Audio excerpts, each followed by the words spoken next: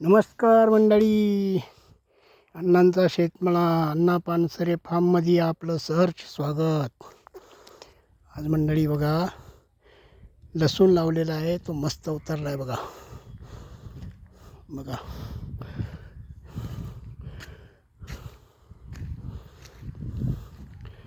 लसूण. आणि आता ह्या वाफ्यामध्ये आपल्याला कांद्याचं बी तयार करायचं आहे, तर त्याच्यासाठी आपल्याला कांदा कापून त्याच्या बुडख्या लावा लागतील. हा एवढा आहे ना, एक वाफा पूर्ण तयार करायचा आहे. आणि मग त्याच्यामध्ये कांदा कापून कांदे लावले की मग त्याला मस्त तुरे येणार, त्याचं बी तयार होणार. एक लिंबोणी आहे, 3 वर्ष झाली, तिला अजून एक पण फळ नाही. 3-3.5 वर्ष झालीत.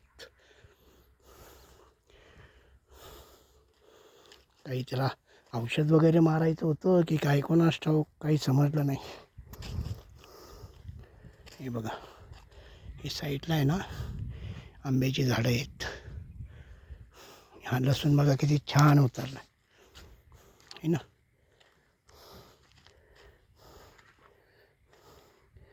थोडा लेट झालो मंडळी व्हिडिओ बनवण्यासाठी. हो, आणि बाकीचा इकडे सर्व हरभरा आहे झाडांमध्ये ना. आंब्याच्या झाडामध्ये केशर आंबा, त्याच्यामध्ये मस्तपैकी हरभरा पेरून दिला आहे.